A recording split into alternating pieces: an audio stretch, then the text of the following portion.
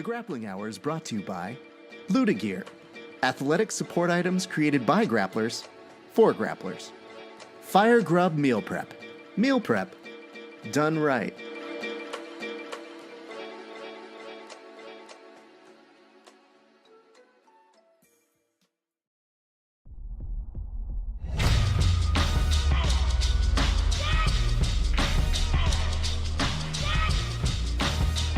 Yeah. Check it out.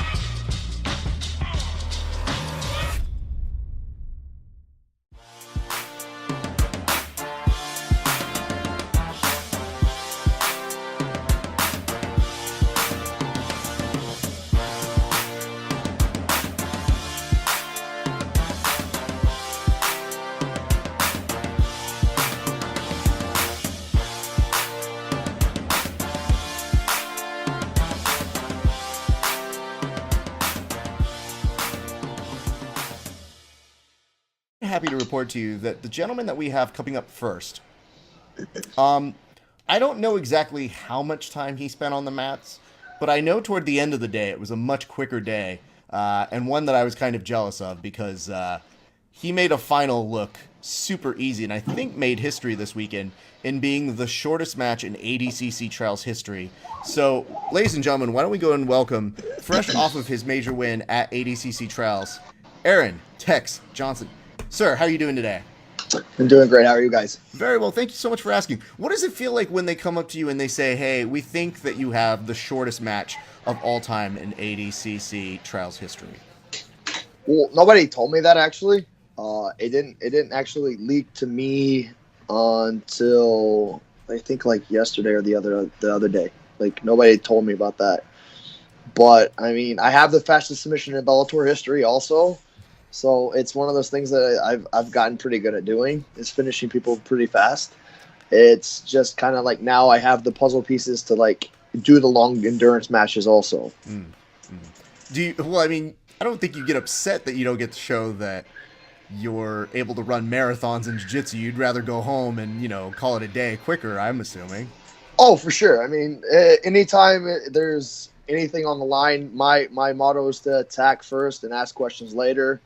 And I think people know that about me, so that's why they tap normally more than not also.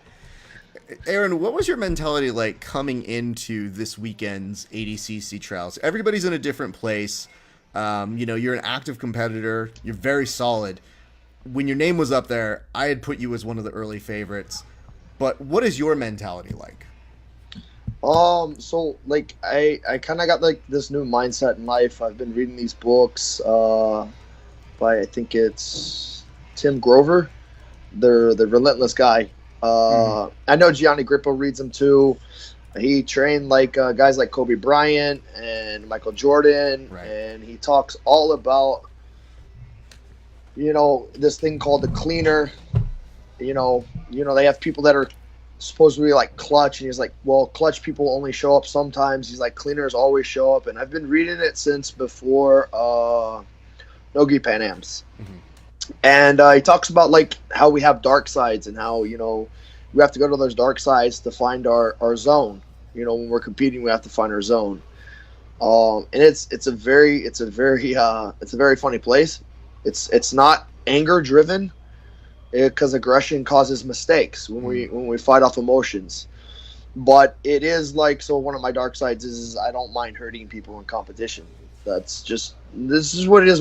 You know, I just, you tap, I'm going to let go of, obviously, you know, I don't hold on to stuff like Paul Harris, and, you know, like I would never want to do that to anybody, but I don't mind, like, you know, me and Tom just had a fight and I ripped on his foot the first thing and he smiled and laughed, and I was like, ah, fuck, this is one of those guys. Like, I loved it, but I was like, yeah, I'm not gonna get stuck in that fucking bear trap. Like, I'm gonna pull out and I'm gonna be smart and get more submission attempts, and because he's not gonna tap. I mean, maybe, I mean, his posture was too good in the guard to pull off like an armbar triangle attempt like I was this weekend, but because he's such a solid, you know, he's also a solid competitor. So, I mean, It's really hard to tap black belts and that stuff. But, you know.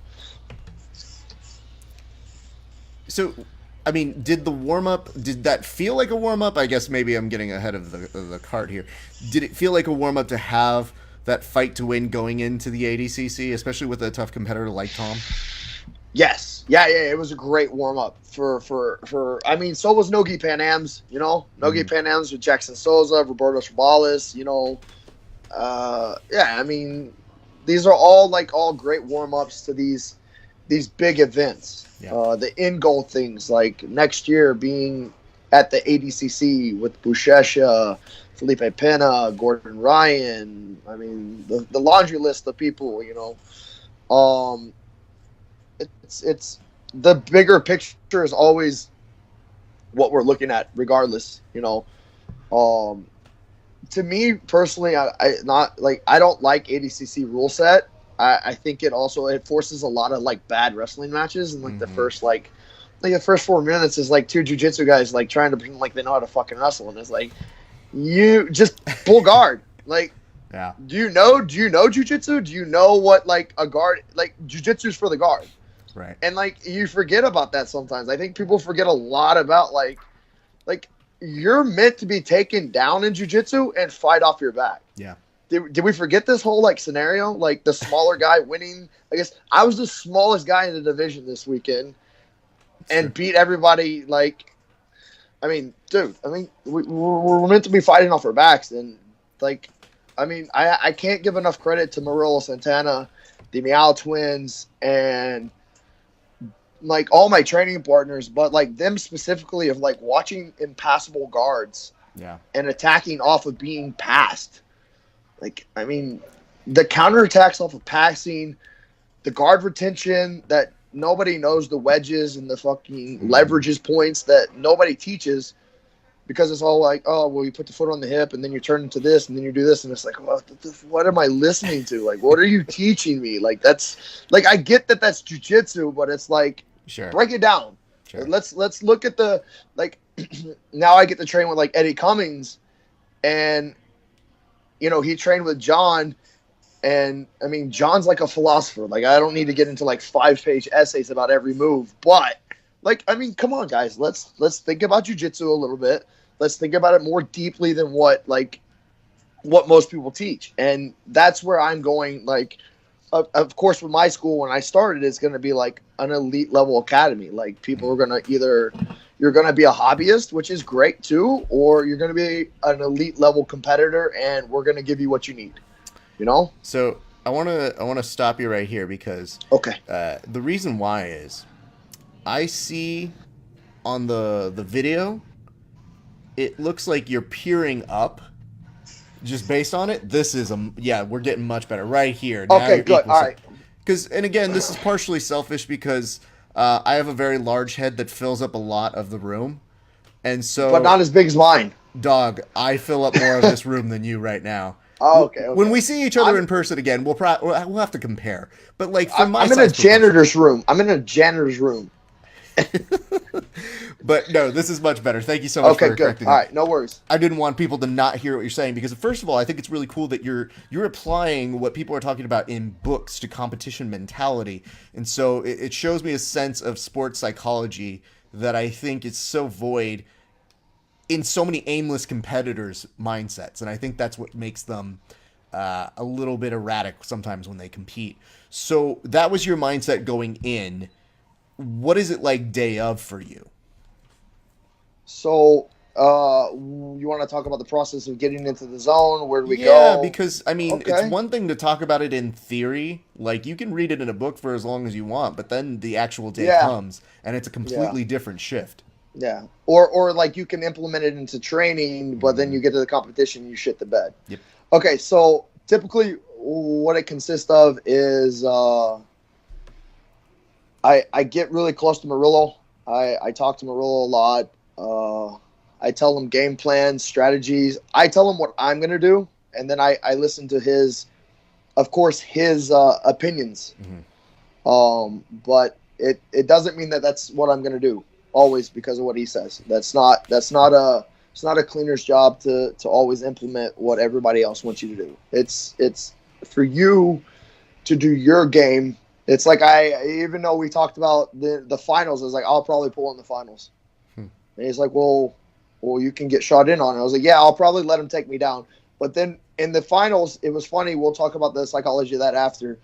But so what I'll do is I'll get real close to talk to my coach, get around my teammates, make sure everybody's doing okay. All right. And then I start getting into my zone. It's like it gets real quiet, it gets real dark.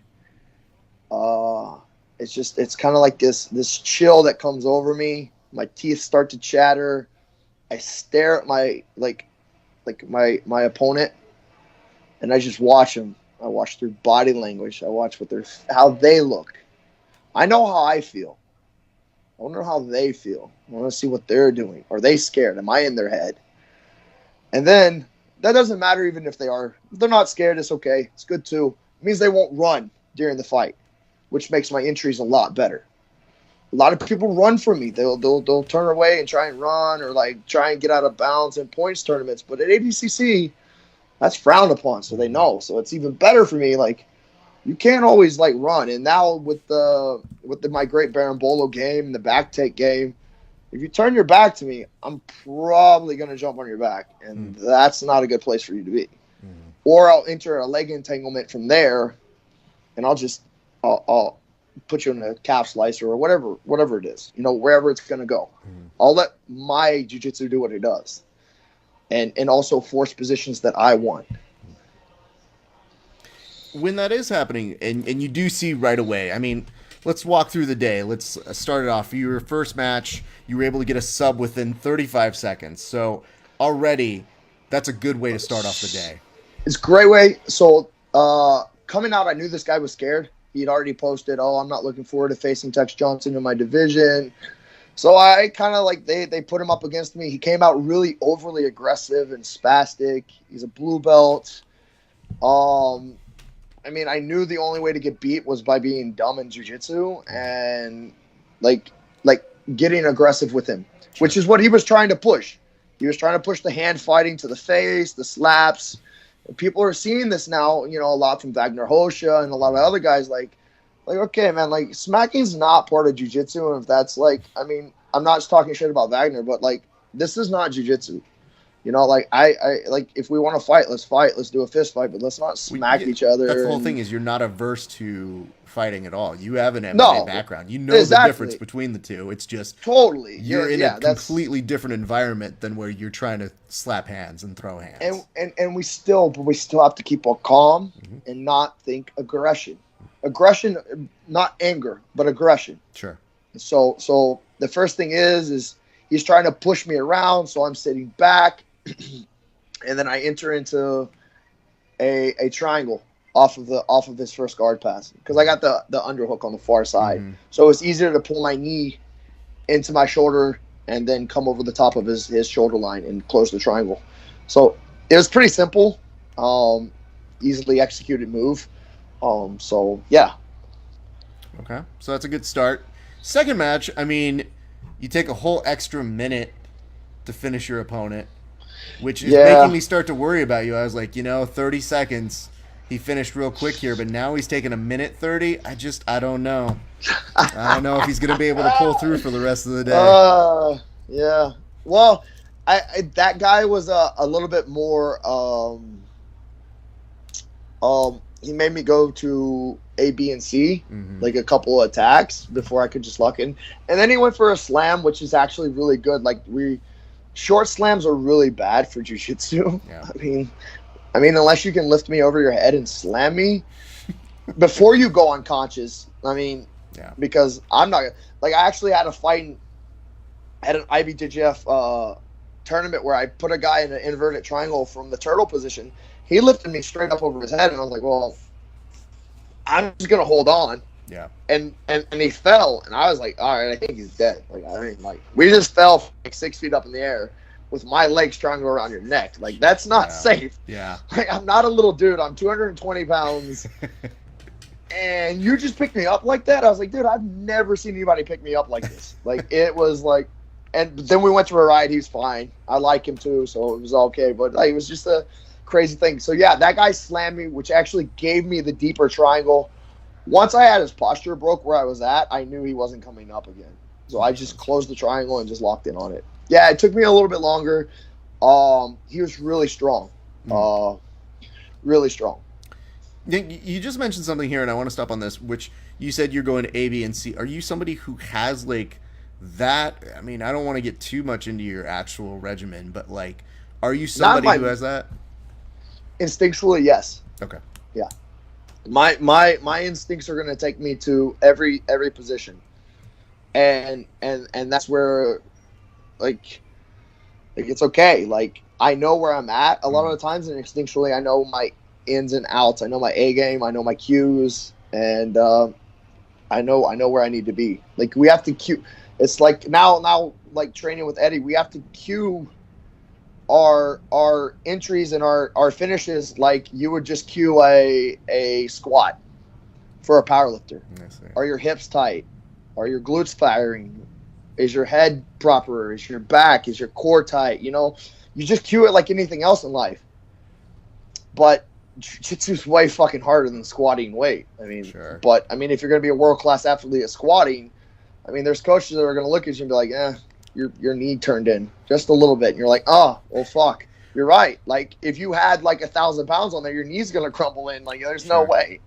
Right? So, I mean, I think for a number of athletes, especially at a high level, I think it's less about, you know, crazy whose jiu-jitsu is going to win that day, and more to me when I really, really see the top tier versions of them about whose preparation is able to be executed. Because to me, when I see certain athletes and I see them, like, especially with Eddie, it's like, you know, he's drilled certain leg entanglements 1,000 times. I know. I'm doing it now with him. I mean, like, fuck. It's like we'll show up an hour early before pro training to just drill leg entanglements or whatever he's drilling for, whatever, you know, not giving away whatever he wants to drill. Sure. And we just drill 5 minutes back and forth, bah, bah, bah, bah, bah. And it's like, and then we talk. Okay, well, we got to think about this, because if this cue's not there, then we need to go here. If that's not here, we need to go here. If I can't lock this up. Now, he's way more cue-driven than me. I'm more like, hey, if I grab this, it's going to break. How about that? And he's like, yeah, no, totally. And I'm like, yeah, see, that's how I work a little bit too. No, so, like, I like the detailed stuff, and I also like the, okay, well, you know, like, this is what it is. Like, I can grab this, and it's going to break. Like, totally. Listen, I think if people have seen you compete, they've got at least a general idea of your ability to mix it up on being like, yeah, this is fun and all, but I'm going to break something, because that's what we're here for, kids. Yeah. I mean, I remember seeing you over at EBI. I was covering that, EBI down in Texas. And your ability to be very quick with what you want to implement it's something to behold. Like, it's really, really dangerous, I think, for a number of your people who don't understand or just take you lightly, I think, can find themselves in very deep trouble very quickly. Oh, it's awesome. Yeah, it's awesome when people take me lightly and then they're in something and they're like, oh, like, he's going to rip this off. Right. Yeah. All right. Know? Let's move on over to the next one. And I do want to circle back to Eddie in a second. But then you've got this guy, it's Tevay, in your semifinal. And this one's all of 14 seconds, and I think, well, he's back. So at this point, if I'm doing the math right, you're just over 2 minutes. So the first match was how many? 30 seconds? Yep. So 44 seconds plus a minute and a half. 44 seconds. So 2 minutes, 15 seconds probably? Yeah. About. Yeah. You're about right there, man. And does that register to you at all? Because I know... No, you can't let that shit... No, you got to go. You got to stay in your zone. But even if it's not like you getting a big ego about it, it's more so having a recognition of, this is good for your cardio, this is good for your where you need to be, because you're not exhausted. Other people might be coming into it. No, I don't care. It is another thing about our training regimen at Unity. Like, you're not like fucking get me tired. I don't care. I've been in. Have you seen Unity Pro training? Like, especially at the old academy where we're showering in between rounds because it's literally like 100 degrees in there. The windows are shut. You're in an 8-pound, 10-pound gi because of sweat, and you have to move at an athletic pace. I mean, because you're training with other black belts that are athletics and purple belt world champions. You know, like people don't understand. Like a purple belt world champion beats like at least 90% of black belts out there sometimes. Like, you know, like Roberto Jimenez and, you know, Bones when he tapped Lucas Hosha at EBI. It's like, these are world champion. Like, they're like, not to talk shit on any of them, but step your game up. Like, kind of like, this is where the future's going of this sport. Yeah. And dude, when I first showed up to Unity and got my ass kicked by purple belts again, I was like, fuck my life. Like, I got to be here. Like, dude, like this shit's on another level, you know? Let's finish out the discussion on ADCC because I want to ask about your finals match. So then you get in there, you got 30 seconds, and now it brings you to maybe about 3 minutes altogether for a day. Are you finally allowed to say, like, all right, that's pretty cool. I'm pretty happy now that you were able to accomplish I didn't do that, actually. I actually thought I had a concussion after. Really? I thought I had a concussion after the slam. Mm-hmm. I was pretty sick and nauseous, and I had a headache going into the finals, and then I kind of was like, you know, whatever, just we got this match. You know, people were telling me, Tom had told me just to pull guard and give up the -1. He shot in, and I recognized during the shot that I was going to pull, but he was over my knee line. So I sprawled out and got out, and then I re-entangled upper body to get where I want it for the far side. Because I do a lot of flying arm bars. A lot of people didn't actually, I don't think people know that about me anymore, is that, like, I will jump a flying arm bar on you. So then, like, he yanked straight up, and I was like, oh, my God. Oh, my, there's the leg. I was like, oh, like, you're done. Like, I don't, like, and I mean, it was a knee bar, and everybody called it an inside heel hook, which is just, like, inside heel hooks are amazing, and they're beautiful, and they're so dangerous, so people tap to them. But, like, knee bars, like, maybe somebody tap to a knee bar. Usually it's, like, that's even more impressive to me. Like, knee bars are not sought after. And the other thing about knee bars is it also, like, kind of like keeps your feet out of danger if you know how to play it right, you know? Like, there's no way of them re-attacking your foot from there. Sure. All they have to do is they clear the knee line, you get another position or take the back. So it was kind of like, I was like, oh, man, he's already played into my A game. I put him right where he was already in the A game. There's no way for him to get out of that A game either. He only had so many scenarios and sequences to go to. And so, like, talk about Gordon when he talks about, like, when he was beating the Gracie guy, when he's like, oh, I'm going to put him in a, like, he knew exactly the steps to take because there's only so many routes that guy can get out before he just falls right into that A game. Yeah. Like, or whatever you want it. Sure. And knowing jiu-jitsu well enough, now, like, people are getting smarter. They're like, oh, yeah. Like, it's like this sequence. Like, that's the way it has to play out, kind of. I'm intrigued because you mentioned this as well earlier. So you were talking about ADCC. You're not really loving it. The fact that with sometimes it can look like a wrestling match. It's not with great wrestlers per se. Yeah. Having seen this weekend's though, did you see more of what it was that you didn't like about that wrestling though, or were you seeing some elements of a mix? Like, what was it that you saw in other matches other than your own? This actually, I will agree, was like a very good ADCC. But yet now we're in the trials, not right. So people are going to be more conservative in ADCC than here, and I totally get that, man. Like, especially when, I mean, the only two names in my division right now is Yuri Simons and Buchecha. I mean, how conservative? But also, like, I mean, do you really, like, how conservative should you be? Should you really fuck your whole game up because you want Buchecha to rain on your fucking parade? No, fuck that, dude. Like, I mean, you guys can still hang out after the fight. He hangs out with Landry all the time, and they fight. So, I mean, it's not personal. Fucking go out there, crack his foot or whatever you got to do, and then fucking go drink a beer after or whatever they do, you know? Just talk about it after. Be like, fuck, man, that was a great. Yeah, that was great. You're great, too. Like, we're all great, you know? Let's be friends, you know? Was that what you did as a form of celebration? Did you do anything? Was there drinking involved as a means of you got your ADCC bid? No drinking because of the concussion, maybe. Right. So I talked to Kevin after, like, the guy I have a super fight with in 2 weeks, and I was like, hey, I have nausea, I have a headache. And he's like, well, let me check your eyes. And I was like, all right. So he's like, yeah, it's not dilating right. Just don't drink tonight. I was like, yeah, I'm not gonna drink. I've had several concussions from getting knocked out in MMA. I mean, so yeah, it was like one of those things where I was like, yeah, it's just relax. And I went to the grand opening, or the warm opening, soft opening of Unity. We just got a new gym with 6,000 square feet of mats. That's awesome. So, people used to they used to say like, oh, they don't have the best training facility. It's like, okay, now we have the best jiu-jitsu and the best training facility. So, like, let's go. Like, let's get more training partners. Let's produce more and more world champions, So, man, it's such a positive vibe there, man. That's so cool, dude. You're mentioning this, like, with Eddie. Has he taken a leadership role there? Is he running it, like, in your interpretation, like, for not That's just Murillo's gym. No, he doesn't leadership. He's not, like, he's there. He does pro training.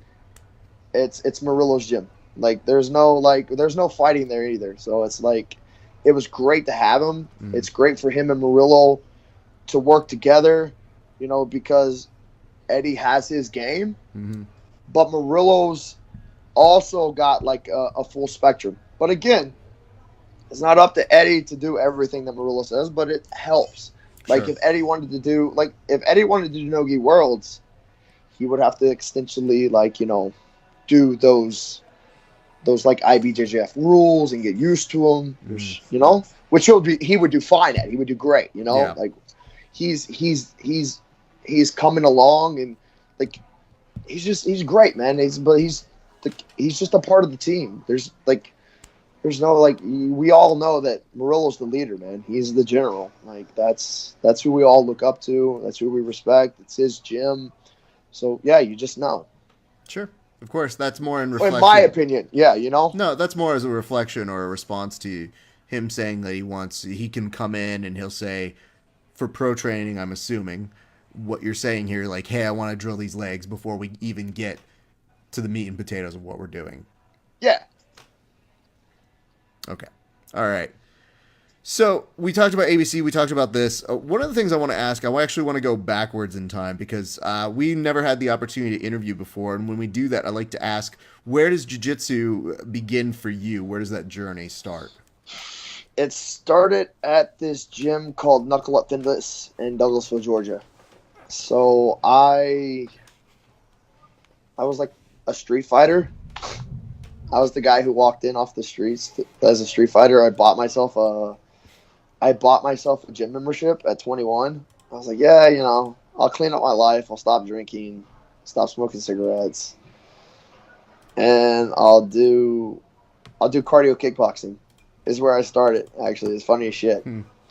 And the Muay Thai coach at the time was teaching cardio kickboxing. I'm hitting the bag, and he's like, you need to start coming to the Muay Thai classes. And I was like, yeah, they're expensive. Like, it costed extra money and stuff. And I was like, yeah, I don't know. I can't afford the equipment. I was broke. But, luckily my parents were nice. They bought the equipment for me. I figured it out. I started going to Muay Thai classes. And I started having smoker Muay Thai fights at Knuckle Up Sandy Springs. And I won my first two by knockout with my jab, and then I won the finals of the third round with knees to the leg on the guy and dropped him. And then I did another one, and I had like two more fights, knocked everybody out. And then I fought two MMA smokers, and one of them I knocked the guy out, and the other one I submitted the guy with a triangle. And they're like, yeah, like you're gonna be really good at this. Like, you're not afraid of fighting. And they put me in the jiu-jitsu program to learn more jiu-jitsu. I started with a guy named Carlos Farias and like Steve Hedden, and there was another guy named Steve Mitchell. They were going through a bunch of shit, man. They couldn't get their shit together on coaches. It was pretty funny at the time, and I was a fucking wreck, like, we went out and drank every night after those fights, and got arrested one time after one of those fights, and like my coach was like, well, you have to come in the next day. We need to talk to you. And I'm like, oh, I'm getting kicked out of the gym, whatever, blow it off. And they're like, no, you're going to train all day. And I was like, all right, cool. I'm hungover as fuck. I'm going to train all day. And that was fun. And then finally, Steve was like, yeah, you keep hurting people at the gym. I was like, what's the point of jiu-jitsu if it's not to like make people tap, and if they don't tap, you break it. Like, right? And he's like, yeah, but we have clients and customers who have to pay. And I was like, all right. And he's like, well, you have to go. And I was like, all right, cool. Deuces. And then like I took a hiatus, and I went to this tournament called Luchador as a blue belt. I already had my blue belt, so I hadn't trained jiu-jitsu in a long time, like probably like 3 months. And I won like a purple belt division and got like second in the blue belt absolute. And then like this one guy was like, yeah, you need to call me and come to my gym. Jimmy Long, and he was a Machado black belt. So I got my purple belt under Higa Machado, and like after that, I did MMA for a while, and it was like win one, lose one, win two, lose one, and I was like, yeah, that shit's fun. That shit's just for a paycheck, it was just fun, and then it became a fucking job, and I was like, you know what, like getting the shit beat out of you really isn't that much fun. So I then heard, I was like, there's got to be like an elite jiu-jitsu team out there. And there was. It was called Alliance, and the headquarters is in Atlanta. You've got Jacare, you had Cabrinha there, which Cabrinha left, and then Lucas came in, and then, Lucas, like, did his shit and started his own gym in North Carolina, and I was like, oh, cool, I'm going to follow Lucas, because they didn't have any plans at the time to bring in another elite, like, coach that I knew of. So we were like taking classes from John Thomas, which was amazing. He's a great dude, but that's not what I want to take classes from like world champions and that. Like, I'm kind of a snob. Call me a snob, whatever.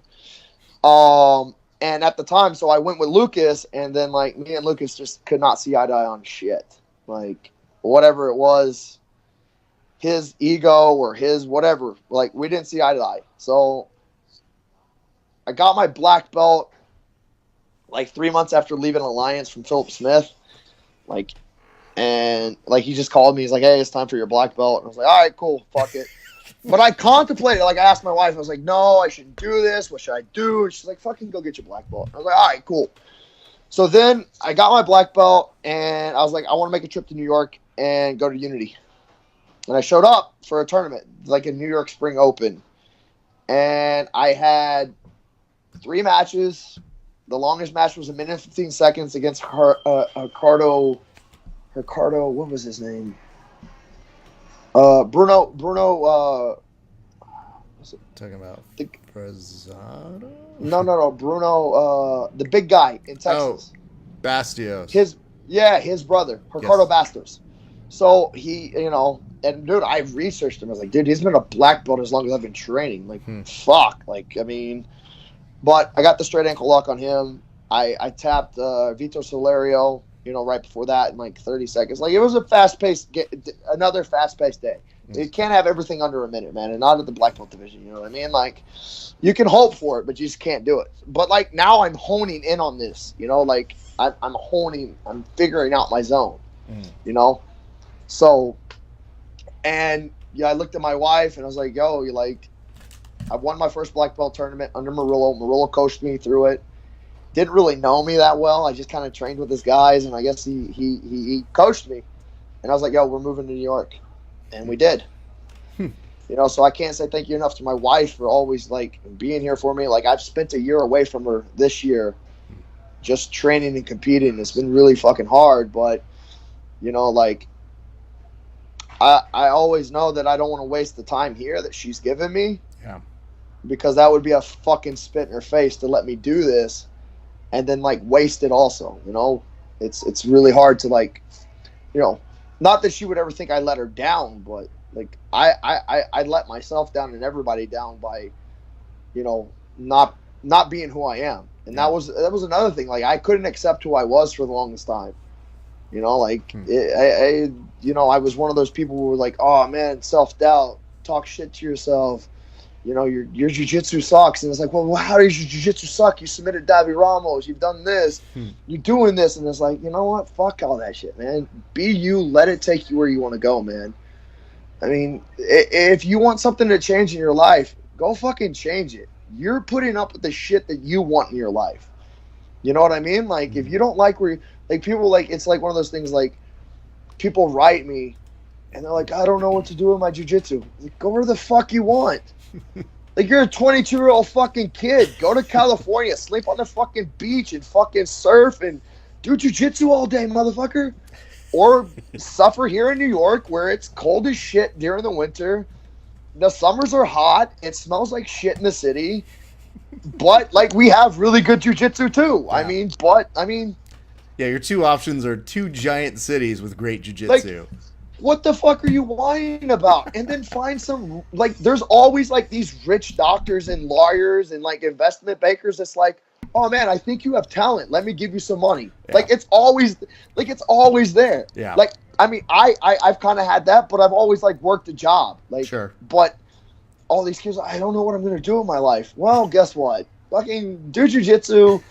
It's not that hard of a life, you know? I mean, it kind of is, but it's, I mean, if you're not really doing it, like, then don't complain about it being hard, because It's really not. Like, I remember, like, when I first met my wife, she's like, how do you train every day and drink like that at night? And I was like, like, it's just, I don't do that anymore. Right. But, like, I mean, because I train way fucking harder than I did back then. But, like, it was one of those things where I'm like, you know, whatever. Well, you're probably saying to her at this point, too, you're like, because I'm making a priority to drink and train, but also I probably shouldn't drink as much. Are you finding, though, that one of the things I always seem to find as a connecting thread from athletes, especially if they've had a background where it maybe did include drinking or something like this, does the art of jiu-jitsu and competing replace that rush of drinking? Is it just that you favor it more now than any part of drinking? No, because that's, like, part of my dark side. Like, that's, like, part of those things that, like, you know, like, Tim touches on in his book. He's like, yo, if, like, infidelity or, like, drinking or cocaine, or, like, John Jones, cocaine and getting on a bender for him is part of his dark side. It's part of that's where he goes before a fight. He admits it. Oh, I get wasted, blackout drunk the week of a fight. Every time. He's admitted it. It's like, oh, well, how can you fault him? Do that. And that's what Tim says. Whatever it is, you do that. And Marola also, like, he wouldn't tell you to do that, like, drink or whatever. Sure. But like after every weigh-ins and fight the wins, I have 2 or 3 beers after I weigh in. I'm gonna go to bed. I'm gonna sleep.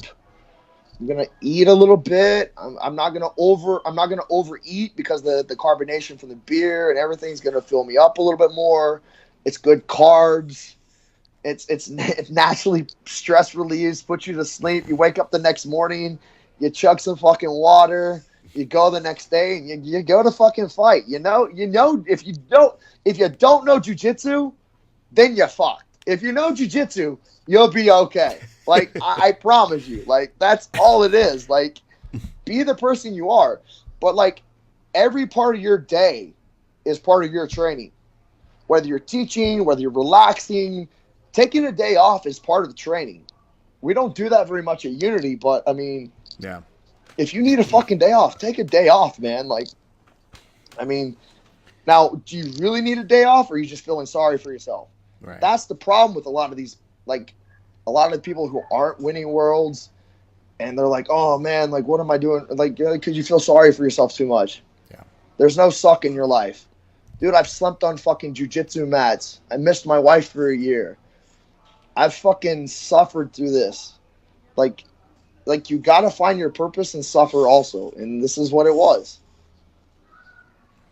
I'm intrigued. I feel like if we ever need to really give you a job that can kind of fit your crazy schedule for jiu-jitsu, but give you some purpose as well, we're just gonna create like a 1-800 number of advice, and we're just gonna call into you, and you're gonna be like, Texisms? Listen. Yeah, it's just gonna be like, Listen, Dick, I don't really have time to listen to you whine about your shit. Why don't you do something about it? Click.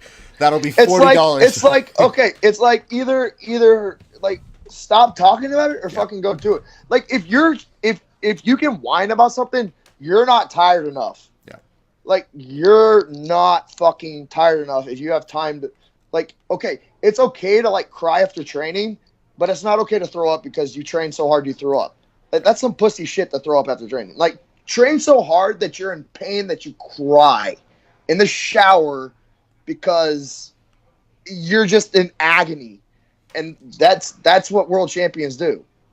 Like, yeah, I have a general rule. It's a much softer version of what you're doing, but it's softer. It's softer because I'm a words guy. I train, but listen, it's just like you mentioned. You're getting your shit kicked in by like purple belt world class athletes. So you put me next to another purple belt, I'm always like, no. They won like worlds and they're a fucking monster. I have a nice purple belt for me, which is great. But don't get me wrong, it's not like I'm going in being like same. My nice softer version is always whenever somebody starts complaining about something, I give them the opportunity or myself to get it out and be like, just frustrated it and get it out. Yeah. But then recognize if you've spent more time complaining than you could have actually done something, then I get really aggravated because my time's usually so short that I go, I don't have time to complain. I got to just do the next thing. Yeah. So this is fun and all, kids, but my softer version is as long as you don't quit jiu-jitsu, you can't fail. That's the flow grappling thing. Like it's true. I mean, you don't have to be a GOAT, you don't have to be a legend, you don't have to be a world champion. Just don't quit and something will come of it, you know? Yeah. But that's my softer version. But the other version is like somebody's like, I want to be a world champion. I don't have any soft version for you. Like there's none of that sense. Because if you want that, then let your mom wipe your ass until you're dead. Like I don't know what else to tell you. Like get off the pot or shit. Like shit or get off the pot. Like there you go. Yeah, no, I mean I get it. It's one of those things too where, you have that conversation with people. I used to kind of teach a little bit of psychology for winning, so it's usually one of those things where when you talk to a person, you're like, do you want to win or do you want to be good? Yeah. And the smart person will say, well, why can't you be both? And you're like, aha. No, because so Murillo said the same thing. Like I was talking to him at the tournament at ADCC. I was like, you know what, Murillo, it's okay. I have good jiu-jitsu. And he's like, Dex, they don't give out gold medals for having good jiu-jitsu. I was like, you know what, you're fucking right. He was fucking right because he knew I was gonna probably like give up and be like, it's the finals. I have good jiu-jitsu. He's like, don't fucking relax. Just because you have good jiu-jitsu. Good jiu-jitsu doesn't get you a gold medal. Winning gives you a fuck. And then, you're right. Refocused me, put me in the zone. I went out there 30 seconds, 15 seconds, however long, and won the trials. So it was like one of those things where he's like, yeah, having good jiu-jitsu doesn't give you gold medals. No, not at all. And it's like, shit. Like, totally, dude. And there's a difference also between being like, man, my jiu-jitsu's so good, I'm so good in my room. And it's like, yeah, a lot of people are good in their room. They're all in this building right now trying to get this fucking bid. And they'll tear your fucking hair these off. are all the sharks in the guppy ponds. The problem with Unity is everybody's a fucking shark pretty much. Like so God it looks damn, like. It's I look at Shaw and I think, and it's funny because you look like you shouted out the Meow Brothers. And, like, most people who don't know a goddamn thing would look at them and be like, I feel so sorry for them. I was like, y'all don't see them compete either. Yeah, but, like, you see, like, okay, so we have Italo Mora and Jefferson, these brown belts, Jonas, Andreas, whatever, Jonas, of course, Bones, Eddie. We had some blue belts. Anthony lost a close match to the guy who won his division. He's a blue belt. I mean, dude, like, even our blue belts, like, when black belts come over, we're like, dude, what the fuck's up with the blue belts here? And it's like, they're kind of conditioned to that shit, man. Yeah. Like, you're not going to, like, do something, like, weird and fancy to them, and they're going to, like, lose that mentality because we push mental toughness at Unity. Like, it's one of the things we push next to good jiu-jitsu is mental toughness. Well, the other thing that we laugh about, too, is, this weekend you put in a real X factor, which you have these Rotolo twins who look like, they're the future, and they look amazing. Badass, dude. Yeah. Just amazing. Yeah. But at the same point, you're thinking, like, don't think they're 15-year-olds. Holy fuck, you gotta do it. And then afterwards, it's all good and competitive until you take a second, you're like, oh shit, that 15-year-old got told really bad. Oh, fuck. And then you look at it and you go, but that's what they're all signing up for. He would do the exact same to you guys. He would have done it. He would have heel hooked that shit. Like, you got to remember that shit, man. Like, like, It's like Gordon was talking about Nikki. He's like, yeah, you'll be like sleeping on Nikki thinking of some 15-year-old, and he'll pop your shit real quick. And the quicker they learn that stuff in life, Yeah. the better it's going to make the sport. Well, not only the better levels it are makes gonna the climb. sport, but then the more you realize, I'm like, holy shit, they've got like 15 more ADCCs to go. Yeah. These kids Or have more. forever. Yeah, no shit.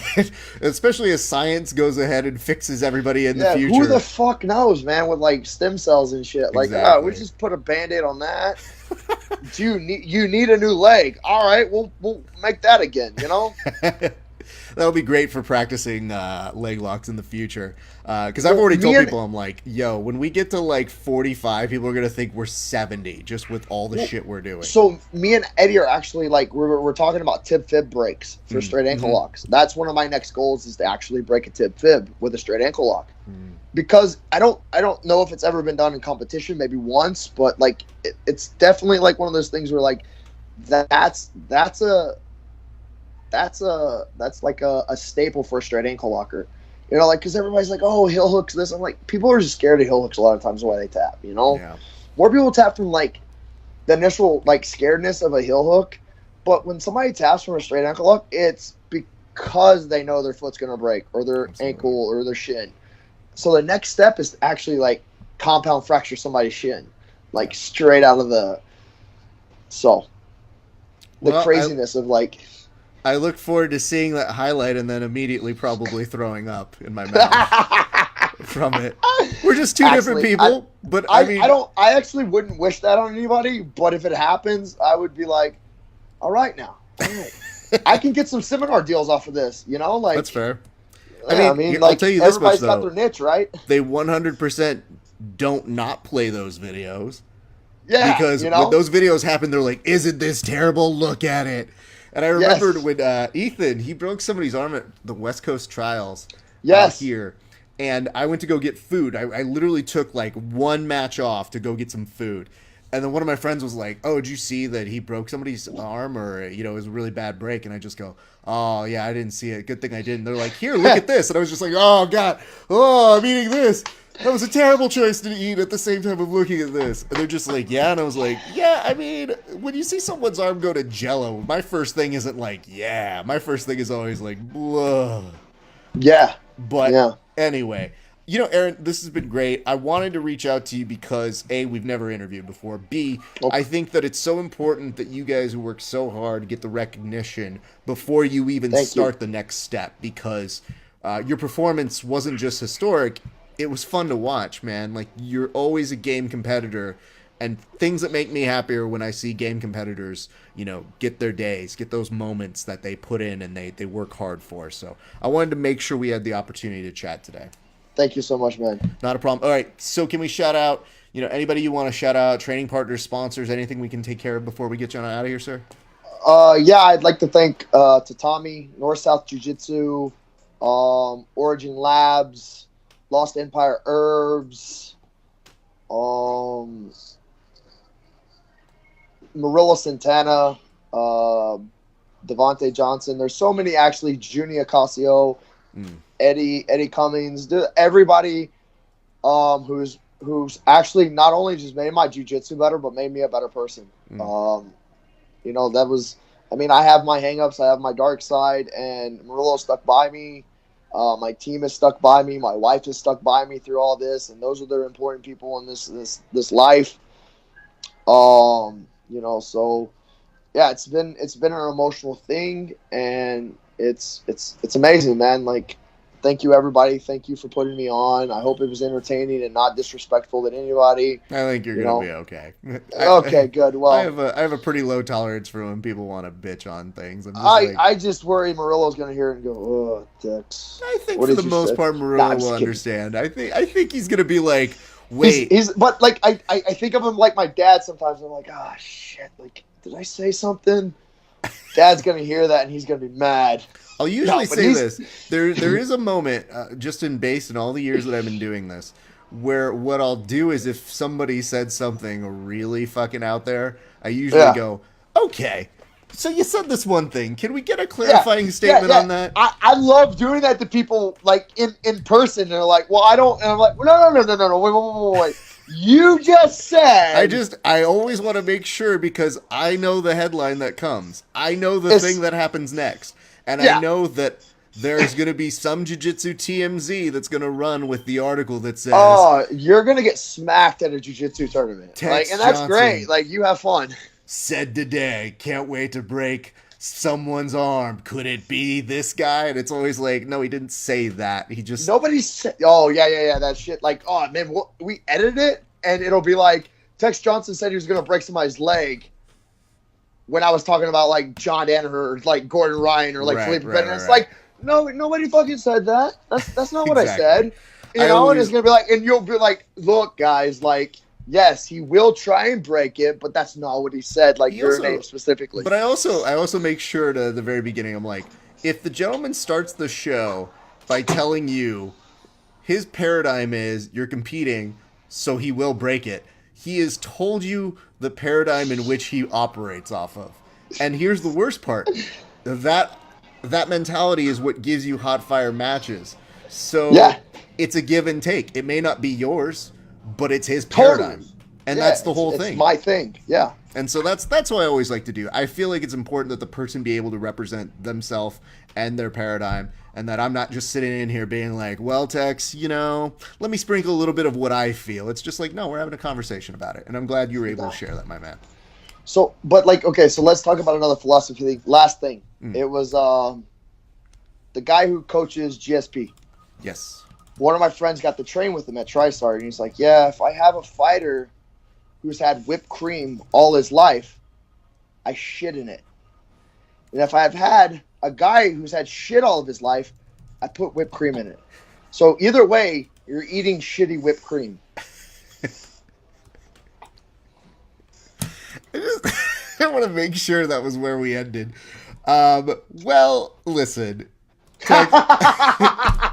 I was like, you know what the best part was? I was like, let's hear this analogy. Oh, okay. Well, we get to hear a very good idea of being like, you know, I want GSP to tell this story so that he can be like, so when I heard this guy, he enjoy the whipped cream, I give him some more. But if he enjoy that shit, I put all of my shit into the bed. And that is what I give down for him. It's actually his coach, Reese. No, I know. I want to hear him summarize it. All right. Because you can call him next.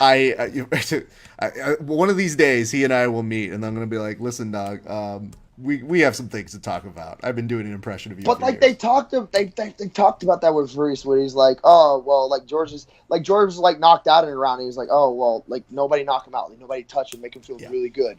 Because he's got a fight coming up, and we might have to pull him. Yep. You know? So, like, it's the perfect philosophy for people. Yeah.